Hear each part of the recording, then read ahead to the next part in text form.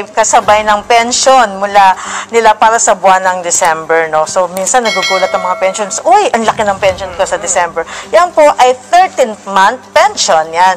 Ng question ng ating mga SSS pensioners, gaano po ba kalaki ang matatanggap po nilang 13 months pension?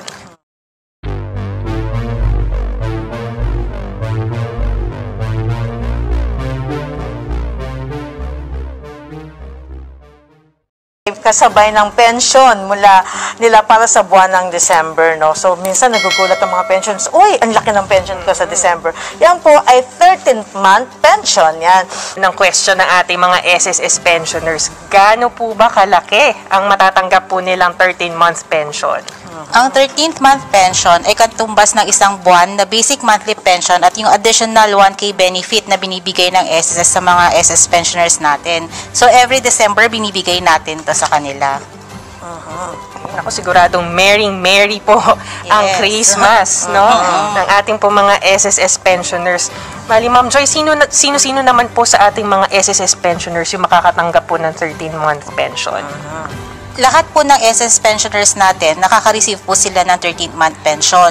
Unless na lang kung ikaw ay partial disability pensioner na ang pension mo is less than 12 months. Pero if in case na ang pension mo is dalawa, like for example, nagre-receive ka ng retirement pension and death pension na sinasabi, or survivor pension na sinasabi natin, so dalawang 13th month ang marireceive mo. Okay, ma'am. May mga katanungan no? Bakit nga ba nagbibigay ng 13th month pension ang SSS? Okay.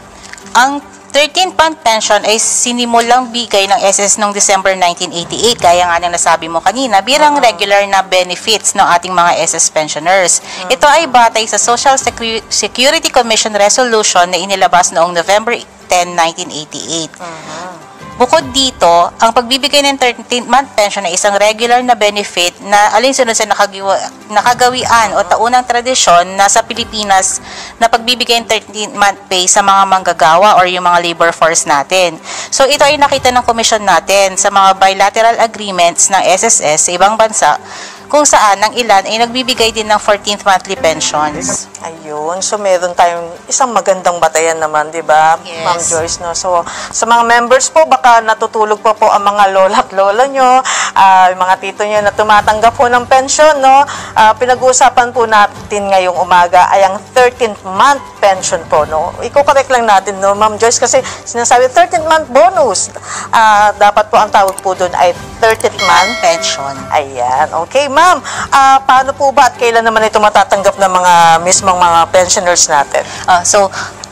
Usual, kung saan po ninyo na-receive yung mga regular monthly pension ninyo, doon din po i-credit yung 13th month pension natin plus yung December pension na sinasabi.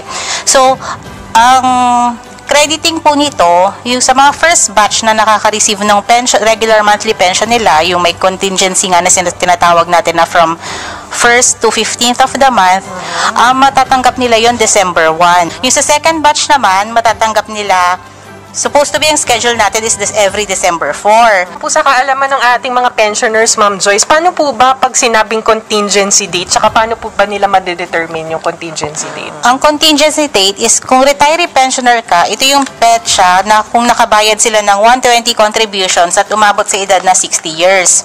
Maliban sa mine workers at racehorse jockeys. Kung hiwalay na sa trabaho, tumigil na sa pagiging self-employed o umabot sa edad na 65 years old.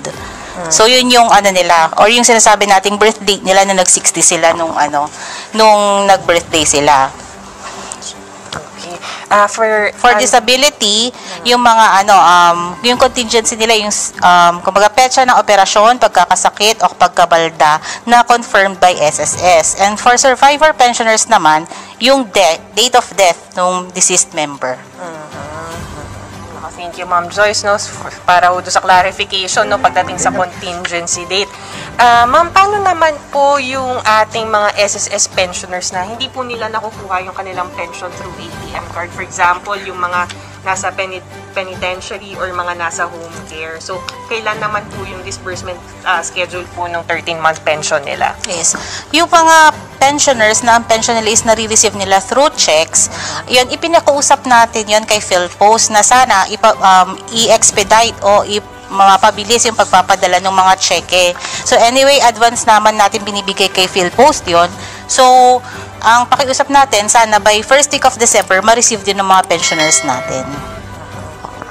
Ma'am Joyce, ito din po yung mga madalas na tinatanong po nung ating mga pensioners. Paano po kung halimbawang nag-avail po sila nung advance 18-month pension, tsaka po yung advance 3-month pension po under dun sa Calamity Assistance Program kasi may mga nag-avail po nitong nakaraang mga bagyo. So, makakatanggap pa rin po ba sila nung 13-month pension? Yes po, makakatanggap din po sila. So, usual schedule ko, ano rin po yung first batch o second batch, matatanggap din po nila yung 13th-month pension. Ma'am Joyce, question, may kakilala kasi ako na kaka-approve lang nitong December yung kanyang retirement pension. Kasama ba siya sa tatanggap ng 13th month pension? Yes po, kasama siya. So, ang retirement benefit niya is na-approve nitong December, kasama na yun doon sa initial benefit niya.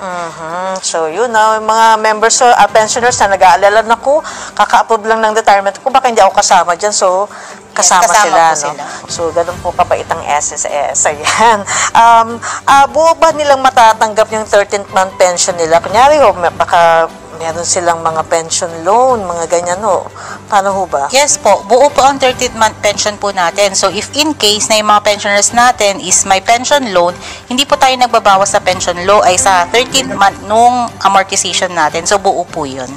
Okay. Paano naman po kung may mga dependents, yung mga survivor natin, no? Kasama rin ba sila doon? Yes po, meron din po sila. Kung ano po yung equivalent na nare-receive nila sa regular monthly pension, yun din po yung marireceive nila ang 13th month. Ayun. So, walang iwanan, kasama lahat, no? Mga... Yes, so basically, parang times 2 ang nare-receive nila pag December. Okay.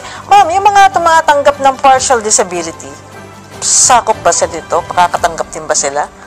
Pag less than 12 months po, kasi kumbaga binabayaran na natin in advance yung 12-month pension, yung less than 12 months, wala po silang 13-month pension. Pero pag more than 12 months po, 12 months or more, meron sila. So, kung ang approval nila ay more than 12 months sa partial disability, yes, meron silang 13th month. Ay, makukuha ko kaya yung 13-month ko po simula 2028 hanggang 2022. Salamat po.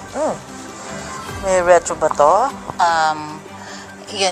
I-check, ma'am, pa-email na lang po nung details ninyo. I-check po natin kasi ang crediting, ang po natin ngayon is yung 2022 po na na 13th month pension. Kung po ba, nasuspend po ba yung pension nyo? Accrued pension po ba yan? Or baka naman po yung 2020 ninyo is nakasama na po dun sa initial benefit po ninyo?